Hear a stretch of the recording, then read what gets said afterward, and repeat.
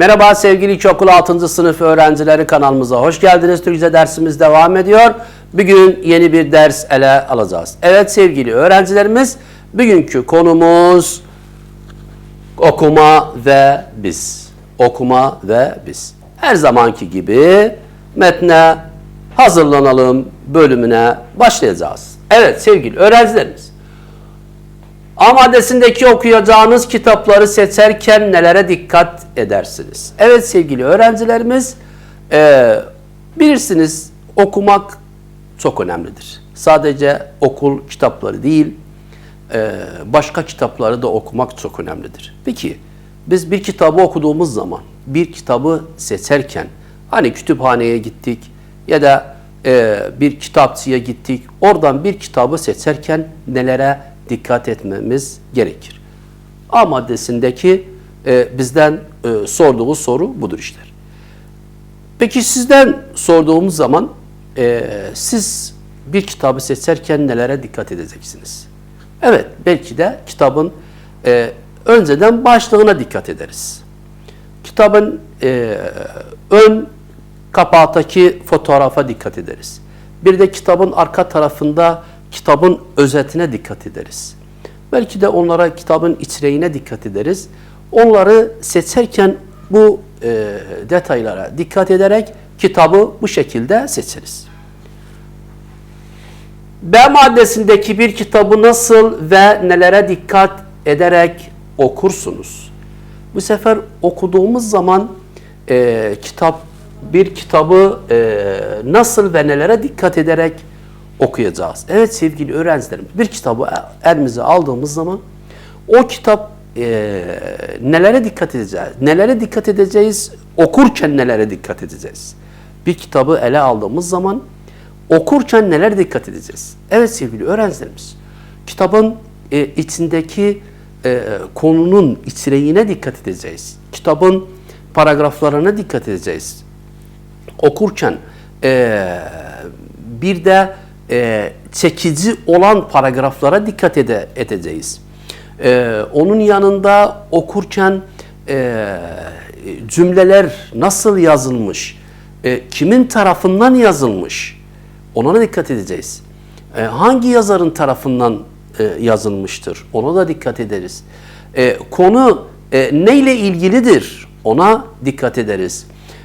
Peki bir kitabı elimize aldığımız zaman, kitabı yarıda bırakıp okumadığımız zaman kitaptan bir fayda görmeyiz. Onun için kitabı aldığımız zaman okurken kitabın son bölümlerine yetiştiğimiz zaman kitabın sonucuna da yetişmiş olduk. Kitabın sonucuna da yetişmiş oluruz. Bu şekilde kitabı okurken bu detaylara dikkat edeceğiz. Evet. Aşağıdaki metnin başlığı nedir? Başlıktan hareketle metinde ne anlatıyor olabileceğini söyleyiniz. Evet sevgili öğrencilerimiz, şimdi bakalım aşağıdaki, az önce söyledim, okuma ve biz. Aşağıdaki metnine de bir bakalım. Metnin adı okuma ve biz. Okuma ve biz. Evet sevgili öğrencilerimiz, her zamanki gibi metinde resimleri de, fotoğrafları da geçmeyelim. Burada görüyorsunuz çocuklar güzel bir şekilde, öğrenciler güzel bir şekilde ki ellerinde kitap, sakin bir şekilde kitapları okuyorlar. Peki başlık okuma ve biz derken, yani kitap okuma ve biz derken biz büyük insanlar olabilir, yetişkin insanlar olabilir, öğrenciler olabilir. Her alanda aydın insanlar olabilir. Biz dediğimiz zaman bütün bu söylediğimiz insanları kapsıyor. O zaman okuma ve biz burada konunun içeriği bu şekilde düşüneceğiz. Okumanın bir de insanların arasındaki ilişki. Okuma ve biz, okumayla insanların arasındaki ilişkiler nasıl olacaktır? Az sonra metinde bunu göreceğiz. Evet sevgili öğrencilerimiz, bakalım. Metne hazırlanalım bölümünde bakalım bizden kitabımız daha neler hangi çalışmaları bizden isteyecektir? Evet, diğer maddemizdeki sınıfta bir kitap sergisi düzenleyiniz. Bunun için daha önceden okumuş olduğunuz kitapları sınıfa getiriniz. Öğretmeniniz de kitap sergisinde fon müziği olarak kullanmak üzere sözsüz bir müzik kaseti, CD'si ile kaset çalar, CD çalar getirecektir. Evet sevgili öğrencilerimiz, okuduğunuz kitapları, sadece okul kitapları değil, başka kitapları okuduğunuz zaman o kitaplardan bir grup kitap olacaktır. O kitapları sınıfınızda bir kitap sergisi düzenleyeceksiniz. Biz bu kitapları okuduk. Arkadaşlarınız da bu kitapları aranızdaki kitapları okudukları zaman bir kitap sergisi düzenlenir. Kitap sergisi düzenlendiği zaman öğretmeniniz sizin için neler yapacaktı? O da sizin için bir sakin bir fon müziği getirecek, sınıfta bir CD çalar ya da kaset çalar getirecek. O sakin müziği çalacak. Bir de siz ve gelen misafirler bu okuldaki kitap sergisini güzel bir şekilde seyredecektir. Belki de beğendikleri kitapları da okumak isteyecektir. Bu şekilde kitap sergisini sınıf içinde düzenleyeceksiniz. Evet sevgili öğrencilerimiz, bakalım başka çalışmalarımız neler var? Hadi bakalım metni okuyalım. Metni nasıl okuyalım? Her zamanki gibi sevgili öğrencilerimiz, her zamanki gibi metni okuyalım bir yöntemimiz vardır. Bundan önceki metinlerde de o yöntemleri kullandık. Bu sefer bakalım kitabımız bizden hangi yöntemle bu metni okumamızı istemektedir. Evet sevgili öğrencilerimiz, Okuma ve Biz adlı metni sessiz okuyunuz. Sessiz okuma yöntemi. Sessiz okumada amaç. Peki amaç nedir sessiz okuma yönteminde? Öğrencilerin akıcı ve hızlı okumalarını sağlamaktır. Sessiz okumanın bir amacı da akıcı ve hızlı okumaktır. Okumayı öğretmektir. Sessiz okuma göz hareketleri ve beyinde meydana gelen okuma sürecine dayanmaktadır. Sessiz okuduğumuz zaman beynimize o bilgiler güzel bir şekilde yansıyacaktır. Sesli ve sessiz okuma arasındaki en önemli fark, sesli okumanın sadece anlamayı değil, anlatmayı da kapsamaktadır. Evet sevgili öğrencilerimiz, sessiz ve sesli okumanın arasındaki fark nedir? Sesli okuduğumuz zaman okurken karşımızdaki bizi dinleyen, ister arkadaşınız öğrenciler olsun, ister öğretmen olsun, ister bir toplum içinde olsun, sesli okuduğumuz zaman hem biz okurken anlıyoruz, hem de karşımızdaki oturan kişi bizi anlamaktadır. Ama sessiz okuma bizi bir hızlı ve akıcı okumayı öğretir.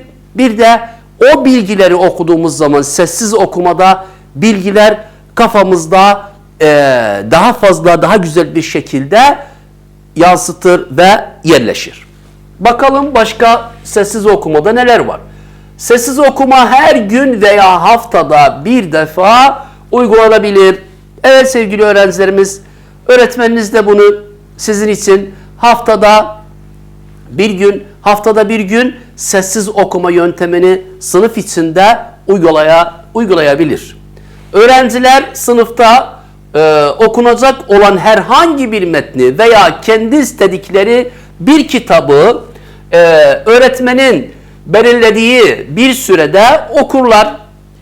İster kitaptaki metin olsun, ister dışarıdan bir seviyenize göre bir kitap olsun, haftada bir gün sınıf içinde sessiz okuma uygulanabilir. Belli bir süreçte.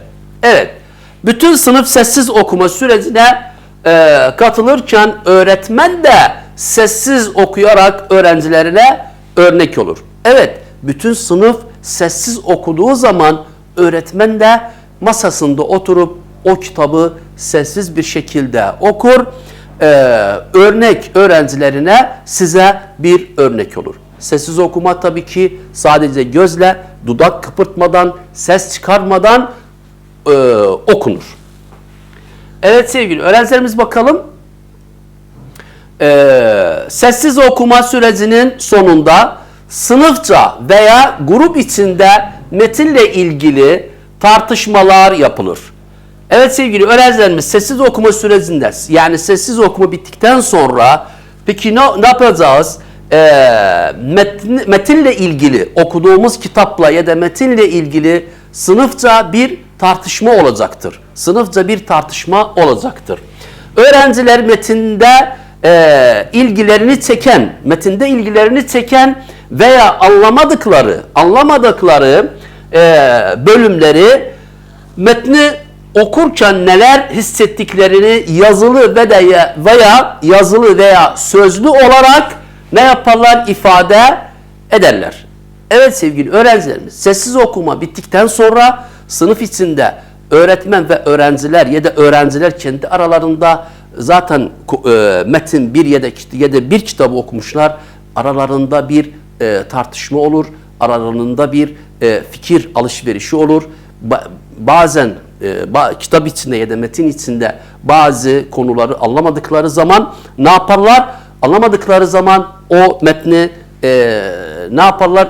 Öğretmenlerinden ya da arkadaşlarından soruları cevaplarlar, yanıtlarlar ve o konuyu, o metni, o kitabı güzel bir şekilde anlamalarını sağlarlar. Evet sevgili öğrencilerimiz, hemen zaman kaybetmeyelim. Bakalım okuma ve biz metni bizim için neler anlatıyor. Okumadan önce ikinci sayfadaki resme de bir dikkat edelim. Bu resimde de bakınız, bu resimde güzel bir ifade var. Yani okumadan önce bu resmi geçmeyelim. Burada da bizim sevgili öğrencimiz çocuk burada da bir kitap var. Kitabın yanında da uydu gezegenler var, kuşlar var, ne bileyim bir sürü bitkiler var, hayvanlar var. Peki bu bize ne ifade ediyor? Bu bize ne ifade ediyor? Evet, o zaman bu bilgiler sanki kitabın içinden uçuşuyor. Bu kitaplar, bu gezegenler, bu bitkiler, bu hayvanlar sanki kitabın içinden uçuşuyor. O zaman bilgini nereden alıyoruz? Bilgini kitaptan alıyoruz. Evet sevgili öğrencilerimiz, hemen okumamıza, metinimize geçelim. Evet. Okuma ve biz. Okumak çok yararlı bir iştir. Bir roman okurken kendimizden geçeriz. Kendimizi romanda anlatılan kişilerden birinin yerine koyarız. Onunla birlikte seviniriz, ağlarız, coşarız. İçimiz içimize sığmaz. Böylece zamanın nasıl geçtiğini bilmeyiz. Kimi kitaplar da bize bilgi kazandırır. Kafamıza takılan türlü soruların yanıtlarını buluruz kitaplarda. Uçaklar nasıl uçar? Treni hızla götüren güç nedir? Koca koca vapurlar su yüzünde nasıl kalır? Bunun gibi soruları hep kitaplar yanıtlar. Kitaplar hem bilgimizi artırır hem de duygularımızı geliştirir. Devam edelim. Kitapların yararları çok yönlüdür. Ancak onlardan yararlanmasını bilmek gerekir. Bu da okuma sanatını bilmeye, onu ustalıkla kullanmaya bağlıdır. Birçokları satırları okur ama satırların arkasında gizli olan duygu ve düşünceyi bulup ortaya çıkaramaz. Anlatılanlar üzerinde düşünmez. Düşünmediği için de okuduğunu anlamaz. Anlamayınca da sayfaları atlar, kitaptan hiçbir tat alamaz. İyi bir okuyucu, yazarla işbirliği yapmayı bilen okuyucudur. Yazarla işbirliği yapmak, onun ne söylediğini kavramak demektir. Kuşkusuz bu da kolay bir iş değildir. İnsandan sabır ister, alışkanlık ister.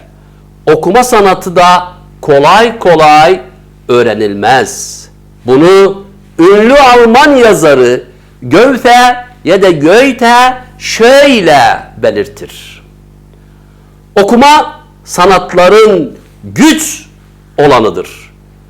Ben bu işe 80 yılımı verdim. Yine de okuma sanatını tam anlamıyla öğrendiğimi söyleyemem. Kitaplar bilgilerin saklayıcısıdır. Bilgileri geleceğe kitaplar aktarır. Bir özdeyişte de şöyle deniyor. Kitaplar bugünle gelecek arasında bilgi köprüleri kurar. Ne var ki bu köprülerden geçebilmek, ondan yararlanabilmek için okuma sanatını iyi bilmek gerekir. Evet sevgili öğrencilerimiz, gördüğünüz gibi okuma ve biz arasındaki güzel bir ilişki var. İnsan bir kitap okuduğu zaman o kitapta yaşayacaktır. Bir roman okuduğu zaman o romanın kahramanıyla kendini o kahramanın yerine bırakacak, kendi kendinden geçer okuduğu zaman. Okumak o zaman bir sanattır. Okumak bir sanattır. Bir kitap elimize aldığımız zaman o kitabı hızlı bir şekilde okuyup hiçbir tat almadığımız zaman ona bir okumak denmez. Onun için bir kitabı ya da metni ya da herhangi bir kaynağı elimize aldığımız zaman onu anlamakla, onu bütün vücudumuzla, vücudumuzla, gözümüzle, vücudumuzla o kitabın içindekinde neler olduğunu güzel bir şekilde anlamamız gerekir. Evet sevgili öğrencilerimiz, bugün konumuz okuma ve biz metniydi. Gelecek ders buluşmak arzusuyla hepinizi Allah'a ısmarladık. Hoşça kalın.